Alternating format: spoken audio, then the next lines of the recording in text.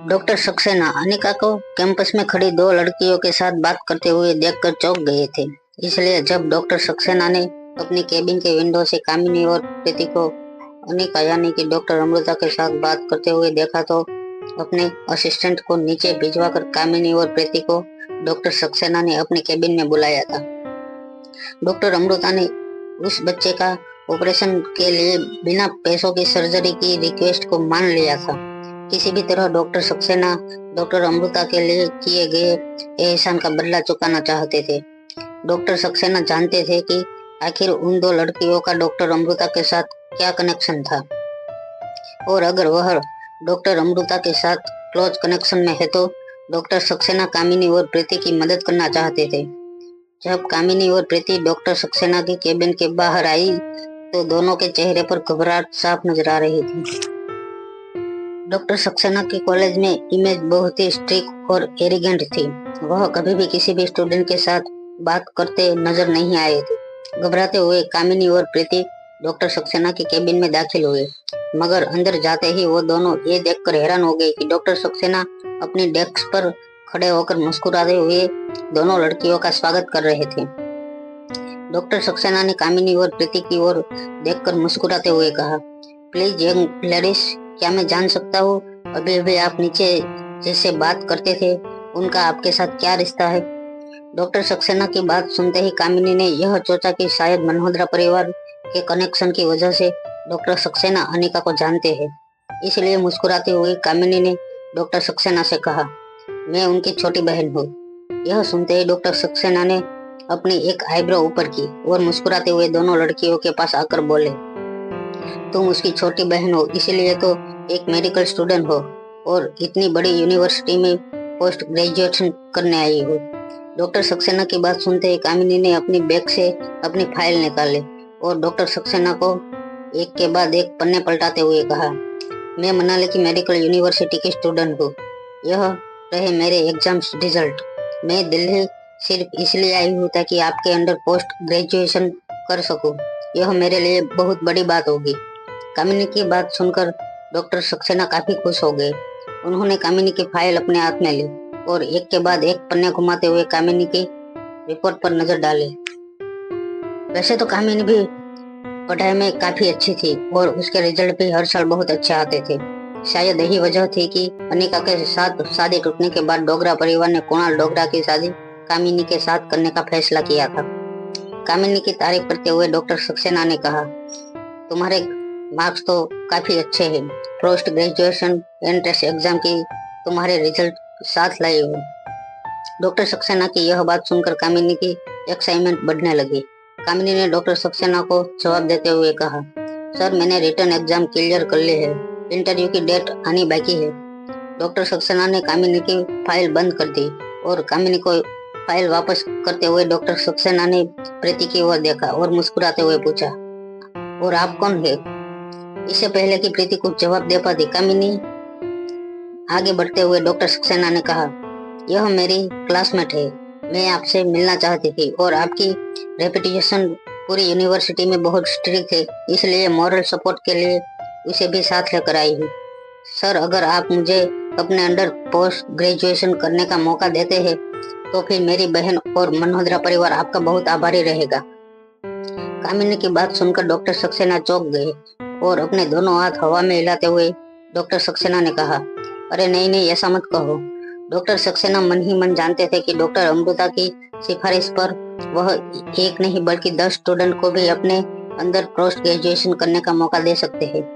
Doctor Saxena का इस तरह का रिएक्शन देखकर कामिनी ने सोचा कि मल्होत्रा परिवार का नाम सचमुच दिल्ली में बहुत बड़ा है और इसीलिए इतनी बड़े डॉक्टर और यूनिवर्सिटी के डीन मल्होत्रा परिवार के एक फोन कॉल पर इतनी विनम्रता से एक फ्रेश स्टूडेंट को साथ बात कर रहे हैं।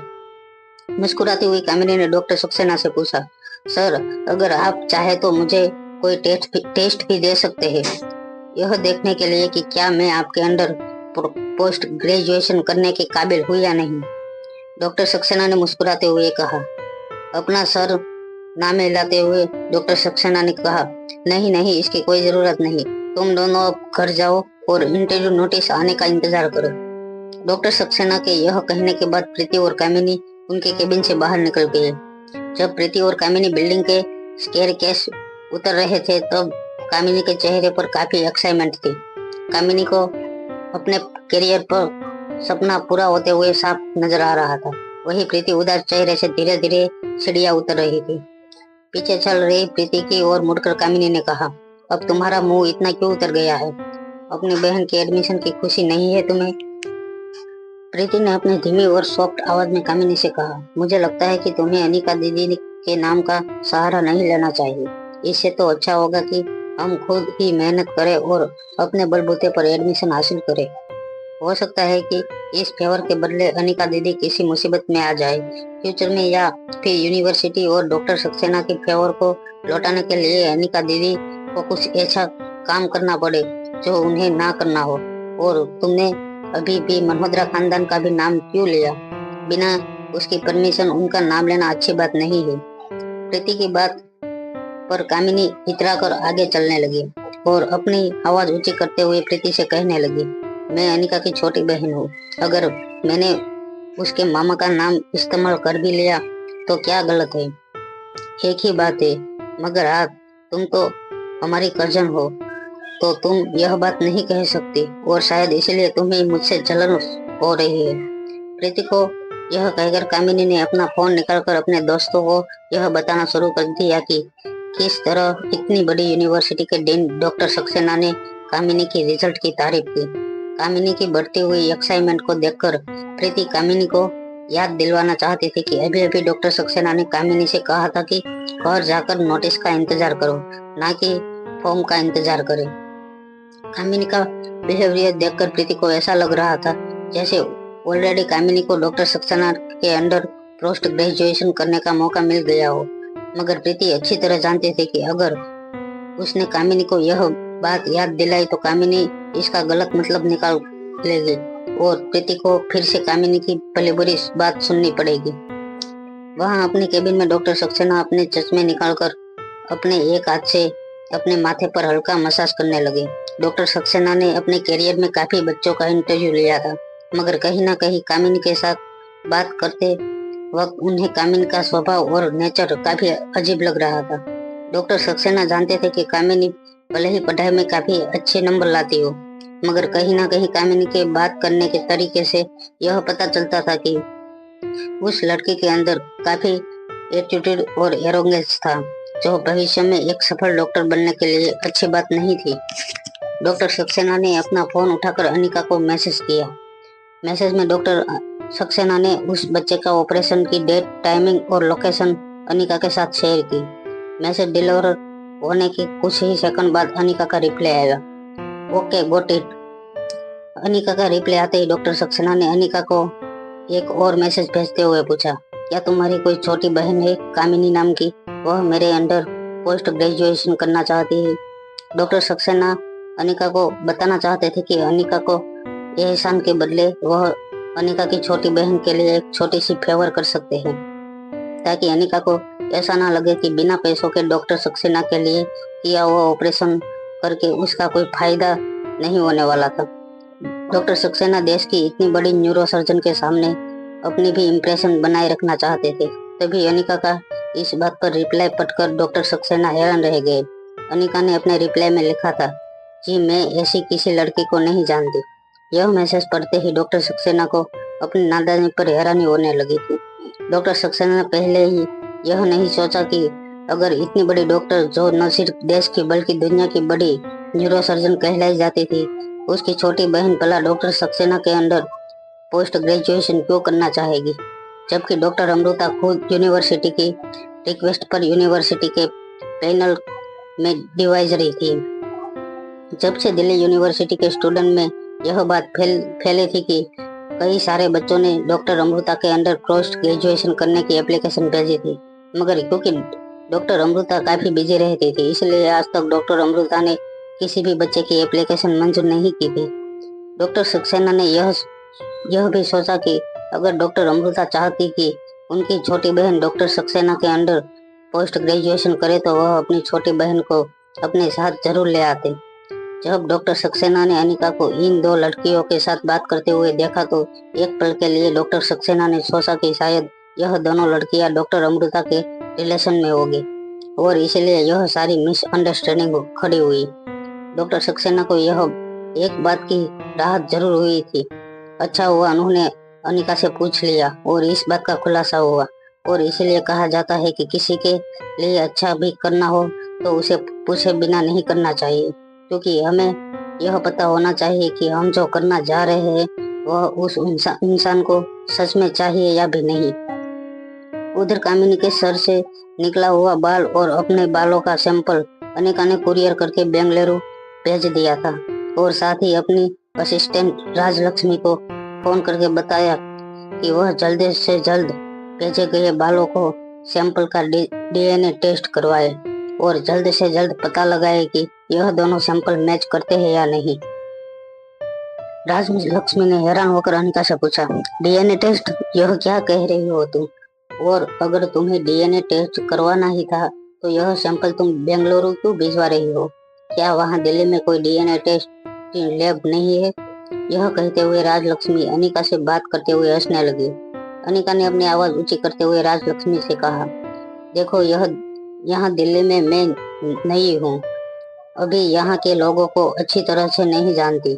मैं किसी पर इतना विश्वास नहीं कर सकती जितना तुम पर कर सकती हूँ, इसीलिए सैंपल तुम्हें भिजवा रही हूँ। वहाँ किसी अच्छे से टेस्टिंग लैब में यह सैंपल भेजो और रिपोर्ट आ जाने पर जल्द से जल्द मुझे इन्फॉर्म करो। हालांकि राजलक्ष्मी अनिका की बातों पर अभी भी हैरान थी, मगर अपने बॉस से कहा मानते हुए राजलक्ष्मी ने अनिका से कहा, ठीक है, जैसे ही मुझे सैंपल मिलते हैं मैं उन्हें लैब में भिजवा दूंगी और रिपोर्ट आते ही तुम्हें खबर कर दूंगी। फोन रखने से पहले राजलक्ष्मी ने अनिका से पूछा, क्या मैं तुम्हारी एक दोस्त होने के नाते यह पूछ सकती हूँ कि क्या वहाँ तुम्हें कोई खतरा तो नहीं है ना? कुछ देर फोन पर साइलेंट रहने के बाद अनिका ने राजलक्ष्मी से कहा, नहीं, तुम मेरी चिंता मत करो, बस रिपोर्ट आने पर जल्द से जल्द मुझे खबर कर देना। यह कहते हुए अनिका ने राजलक्ष्मी का फोन काट दिया। आज अनिका ने अपनी माँ की कही हुई बात फिर से याद आने लगी। अनिका की माँ स्वाति ने अपनी लास्ट रिकॉर्डिंग में कहा था, अपनी आइडेंटिटी को हमेशा डाउन टू अर्थ रखना, लोगों की नजर में तुम पर नहीं पड़नी चाहिए वरना तुम्हें खतरा हो सकता है। अनिका आज भी नहीं जानती थी कि क्यों स्वाति ने उसे यह मैसेज दिया था, मगर वो इतना जरूर जानती थी कि वह खतरा अनिका के आसपास ही था और कभी भी अनिका के सामने आ सकता था, इसलिए हर कदम पर अनिका को अलर्ट रहना बहुत जरूरी था। कुरियर भेजने के बाद अनिका आर्यन को स्कूल लेने के लिए ड्राइव करने लगी। उस दिन श्रेया का मूड काफी खराब था, इसलिए उसने स्कूल से छुट्टी लेकर घर पर ही रहना फैसला किया था और इसलिए आज आर्यन को स्कूल से पिकअप करना अनिका की जिम्मेदारी थी। जब अनिका सनशाइन इंटरनेशनल स्कूल पहुंची तो आर्यन स्कूल के बाहर नाराज खड़ा अनिका का इंतजार कर रहा था। हमेशा की तरह अनिका आर्यन को पिक करने में बाकी पेरेंट्स से लेट हो गई थी। नाराज आर्यन बिना कुछ बात किए अनिका की बगल वाले सीट पर बैठ गया। कुछ देर अनिका ने ड्राइव करने के बाद आर्यन से पूछा, क्या हुआ, आज तुम इतने नाराज क्यों हो? क्या स्कूल में तुम्हें किसी ने कुछ कहा? आर्यन ने मुंह बनाते हुए अनिका से कहा, मेरे स्कूल में सारे बच्चे स्टूपिड हैं, मैं कल से स्कूल बिल्कुल नहीं जाऊंगा। आर्यन की बात पर हैरान होते हुए कार चला रही अनिका ने आर्यन की ओर देखकर कहा, क्यों, ऐसा क्या हुआ कि तुम स्कूल नहीं जाना चाहते? क्या किसी टीचर ने तुम्हें डांटा या स्कूल के किसी बच्चों ने तुम्हें बुले किया है? मुझे अभी बताओ, मैं उन्हें अच्छा सबक सिखा दूंगी। आर्यन नाराज होकर विंडो से बाहर देखने लगा और फिर अचानक ही अनिका की ओर मुड़कर कहने लगा, क्या स्कूल जाते सारे बच्चों का आईक्यू इतना कम होता है? आज स्कूल में हमें हेयर हंट की कहानी सुनाई और फिर टीचर ने सारे बच्चों से पूछा कि इस कहानी में तुम क्या बनना चाहोगे, हेयर या हंट? कुछ बच्चों ने कहा कि मैं हेयर बनना चाहता हूँ तो कुछ ने कहा कि मैं अंड बनना चाहता हूँ। मुझे समझ नहीं आता है, जब भगवान ने हमें इंसान बनाया है तो हेयर या अंड क्यों बनना चाहते हैं? इसलिए कहता हूँ कि मेरे स्कूल में सारे बच्चे स्टूपिड है, मैं स्कूल नहीं जाना चाहता। आर्यन के कंप्लेंट पर अनिका समझ नहीं पा रही थी कि वो उसे कैसे समझाए। थोड़ी देर सोचने के बाद अनिका ने आर्यन से कहा, अक्सर कहानियों में जो कहा जाता है उससे इंसान को सीख लेनी चाहिए कि उन्हें जिंदगी में उस कहानी का कौन सा किरदार निभाकर अपना रोल मॉडल बनना है। मगर कहीं ना कहीं आर्यन काफी प्रैक्टिकल था, इसलिए आर्यन ने कहा, हमें किसी को रोल मॉडल बनाने से अच्छा यह होगा कि बच्चों को यह सिखाया जाए कि जिंदगी में एक अच्छा इंसान बनने के लिए उन्हें क्या करना चाहिए। मुस्कुराते हुए अनिका ने आर्यन के सर पर प्यार से हाथ घुमाते हुए आर्यन से पूछा, क्या तुम्हारे स्कूल के सभी बच्चे तुम्हें स्टूपिड लगते हैं? कोई ऐसा बच्चा नहीं है जो तुम्हें अच्छा लगता हो? आर्यन ने कुछ देर खिड़की के बाहर देखा, तभी अचानक आर्यन के सामने नन्ही सी पिंकी की तस्वीर आने लगी। पिंकी की वह सॉफ्ट और धीमी आवाज और हमेशा बाकी बच्चों से अलग रहने वाले पिंकी के बारे में सोचते ही आर्यन की आंखें चमक उठी। अनिका की ओर देखकर आर्यन ने कहा, मोम, क्या किसी बच्चे को अगर मैंगो एलर्जी हो और वह गलती से मैंगो खा ले तो वह कभी ठीक नहीं हो सकता? आर्यन ने मासूम से सवाल का जवाब देते हुए अनिका ने कहा, ऐसा बिल्कुल नहीं है। अगर वक्त पर दवाई दी जाए और सही इलाज किया जाए तो कुछ ही वक्त में एलर्जी के सारे सिस्टम चले जाते हैं। आर्यन फिर से सोच में पड़ गया। आर्यन जानता था कि उसकी मॉम एक बहुत बड़े डॉक्टर है और अगर अनिका ने कही बात सच थी तो फिर क्या वजह हो सकती थी कि आज पिंकी स्कूल नहीं आई थी। कुछ देर ड्राइव करने के बाद कार मनोहरा हाउस में दाखिल हुए। जब अनिका ने कार पार्क की तब आर्यन गाड़ी से उतरकर चुपचाप अपनी मॉम के लिए वेट करने लगा। अनिका जैसे ही कार से उतरने वाली थी, अनिका के फोन पर रोहित मारवा का मैसेज फ्लैश होने लगा। रोहित ने मैसेज में लिखा था, क्या तुम आज मेरे बेटे को देखने हॉस्पिटल आओगी? अनिका मैसेज पढ़कर चौंक गई। रिया को साधारण स्टमर फ्लू था और अनिका ने उसे दवाई भी दे दी थी। अब तक तो रिया को हॉस्पिटल से डिस्चार्ज मिल जाना चाहिए था। इस वक्त रोहित और रिया अपने घर में होना चाहिए, फिर अब तक रिया को हॉस्पिटल में डिस्चार्ज क्यों नहीं मिला था? अनिका ने रोहित को मैसेज का जवाब देते हुए कहा, आपका बेटा अब ठीक है, चिंता करने की कोई बात नहीं। रोहित के मैसेज का रिप्लाई करने अनिका ने आर्यन का हाथ पकड़ा और मनोहरा हाउस के अंदर चली गई। अगले दिन सुबह कामिनी और प्रीति को इंटरव्यू के लिए जाना था। रात के 9 बज चुके थे। कामिनी ने Delhi university of medical science के ठीक सामने एक होटल में छोटा सा कमरा बुक करवाया था। कमरे के अंदर एक डबल बेड था। हालांकि डबल बेड पर 2 लोगों को सोने की जगह थी, मगर कामिनी ने बहाना बनाकर प्रीति से कहा कि उसे कभी किसी के साथ बेड शेयर करने की आदत नहीं है, इसलिए वह बेड पर अकेले ही सोना चाहेगी। प्रीति ने और कोई चोहिच ना होने की वजह से अपना बिस्तर बेड के नीचे विंडो के पास बिछा दिया। आज डॉक्टर सक्सेना के साथ जो कोई भी बात हुई थी उसके बाद से लेकर अब तक कामिनी अपने दोस्तों के साथ लगातार कॉल पर अपनी कामयाबी के बारे में बातें कर रही थी। दोस्तों के साथ बात करते हुए कामिनी ने खाना भी खाया और अपने नाखून पर नेल पॉलिश भी लगाए।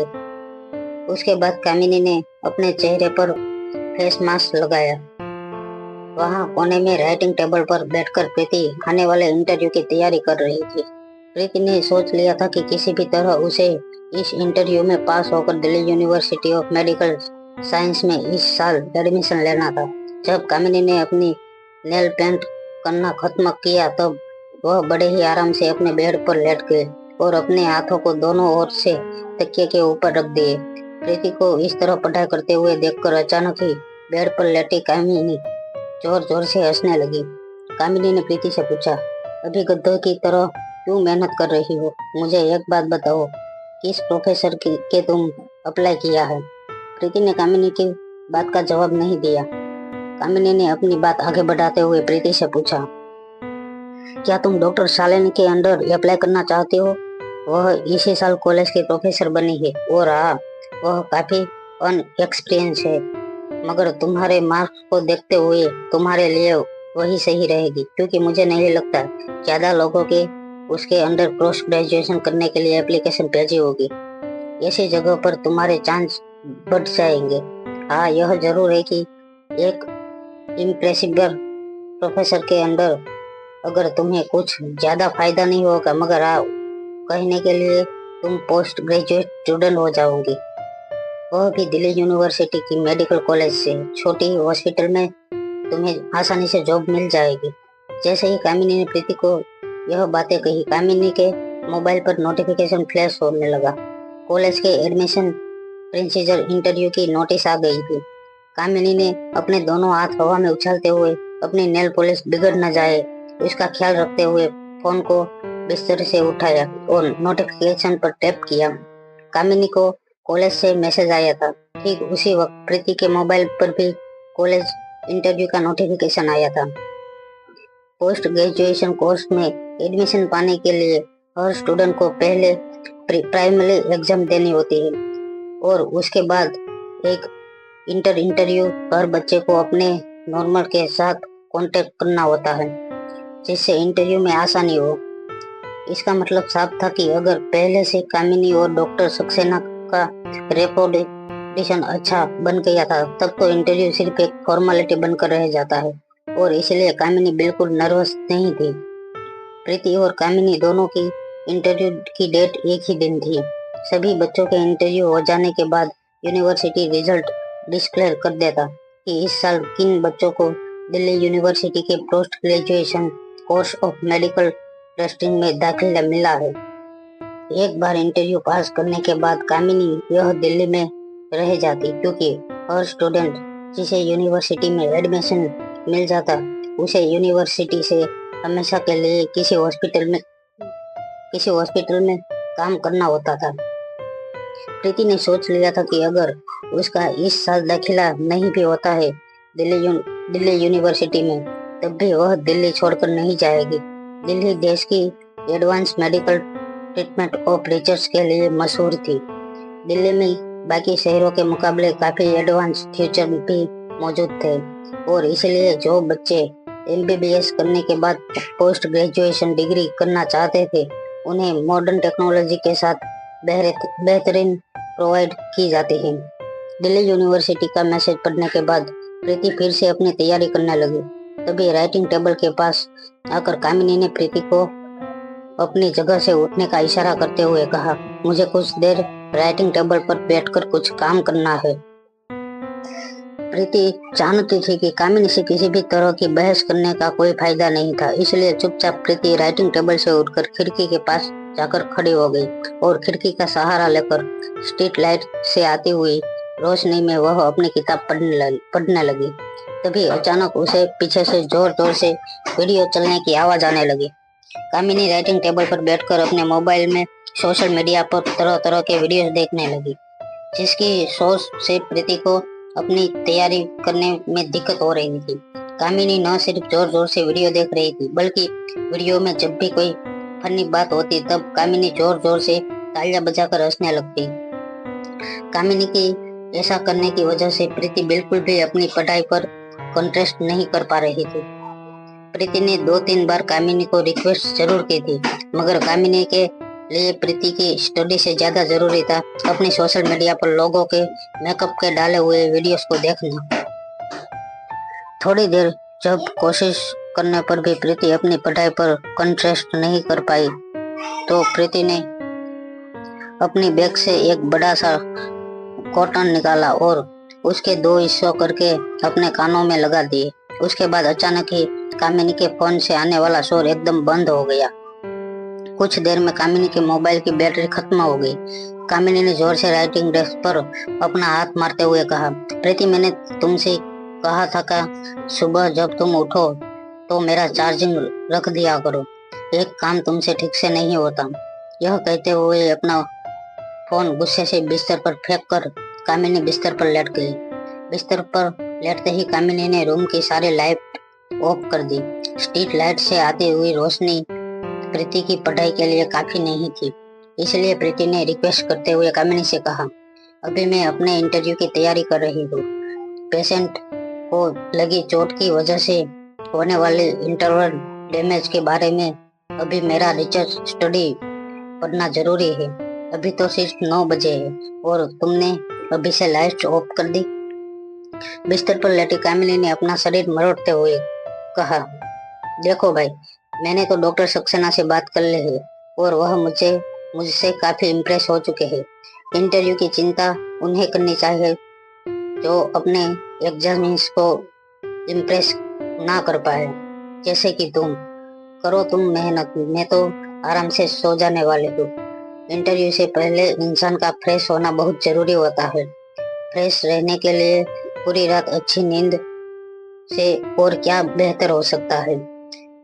कामिनी की ऐसी सेल्फिश बातों पर प्रीति को गुस्सा जरूर आ रहा था, मगर प्रीति के लिए इस वक्त अपनी पढ़ाई पूरी करना ज्यादा जरूरी था। इसलिए अपनी किताब लेकर प्रीति बाथरूम में चली गई और वहां पर लाइट ऑन करके प्रीति ने दरवाजा बंद कर दिया। बाथटब पर बैठकर प्रीति ने अपनी पढ़ाई आगे शुरू कर दी। कमरे में बेड पर लेटी कामिनी बार बार करवट बदल रही थी। कामिनी को इतना जल्दी सोने की आदत नहीं थी और इसलिए आज भी उसे नींद नहीं आ रही थी। कामिनी ने कुछ देर अपना फोन चार्ज किया और फिर जैसे ही कामिनी ने अपना फोन ऑन किया, कामिनी के फोन पर कामिनी की माँ मनीषा का मैसेज फ्लैश हुआ। मनीषा ने कामिनी से पूछा, कैसी हो बेटा? और वह प्रीति तुम्हें परेशान तो नहीं कर रही है? कामिनी ने रिप्लाई करते हुए लिखा, परेशानी तो बहुत हो रही है मम्मा, पर अब क्या करें? एक बात बताओ, मैं नहीं चाहती कि प्रीति भी यह एग्जाम पास करे। मेरे दोस्तों में इससे मेरी इमेज खराब होगी। अगर मैं और वह दोनों एग्जाम पास करके एक ही कॉलेज में एडमिशन ले पाते हैं तो फिर कहीं ना कहीं इसमें मेरी बेइज्जती होगी। मनीषा ने इस बात का जवाब लिखते हुए कहा, अरे यह तो बहुत आसान है। तुम एक काम करो, उसकी हॉल टिकट कहीं छुपा दो। ना उसके पास और टिकट होगी और ना ही वह एग्जाम दे पाएगी। हो गया तुम्हारा काम एकदम आसान। मनीषा की इस बात पर रिप्लाई भेजते हुए कामिनी ने मुस्कुराते हुए इमोजी की बारिश कर दी। फिर अचानक से वो खड़ी हुई। कामिनी ने धीरे से बाथरूम का दरवाजा खोला, यह चेक करने के लिए कि कहीं प्रीति बाहर तो नहीं आ रही। हालांकि मनाली में हमेशा ही प्रीति को कामिनी से कम मार्क्स मिलते थे, मगर कहीं ना कहीं कामिनी जानती थी कि मौका मिलने पर प्रीति कामिनी को टक्कर देकर आगे निकल सकती है। कामिनी ने सुबह ही देख लिया था कि रिपोर्ट प्रोफेसर के लिस्ट में प्रीति ने भी डॉक्टर सक्सेना का नाम ही भरा था और डॉक्टर सक्सेना अपने हर साल के रिकॉर्ड के मुताबिक सिर्फ 3 या 4 स्टूडेंट को अपने अंडर काम करने का मौका देते हैं। तब प्रीति कामिनी के लिए एक बड़ी कंपटीशन साबित हो सकती थी। जब कामिनी को इस बात की तसल्ली हो गई कि प्रीति अपनी पढ़ाई में बिजी थी, तब कामिनी ने चुपके से प्रीति की बैग खोली और उसमें से प्रीति का आईडी कार्ड और हॉल टिकट निकाला। हॉल टिकट और आईडी कार्ड चेक करने के बाद कामिनी ने दोनों ही चीजें अपने बैग में छुपा दी। होटल के कॉरिडोर के निचले ड्राइवर में रखने के बाद कामिनी बिस्तर पर फिर से लेट गई, मगर इस बार कामिनी को इतना सुकून मिल रहा था कि कुछ ही पल में कामिनी गहरी नींद में सो गई। लगभग रात के 1 बजे तक कड़ी मेहनत करने के बाद प्रीति ने अपनी तैयारी पूरी की। प्रीति ने अपनी किताबें राइटिंग डेस्क पर रखी और फिर नीचे लगे अपने बिस्तर पर जाकर सो गई। पूरे दिन की मेहनत और थकान की वजह से प्रीति को कुछ ही पलों में गहरी नींद आ गई। कल के एग्जाम की टेंशन लेकर सोई हुई प्रीति को इस बात का अंदाजा नहीं था कि कल सुबह की सूरज उसके लिए कौन सी नई मुसीबतें लेकर आने वाला था।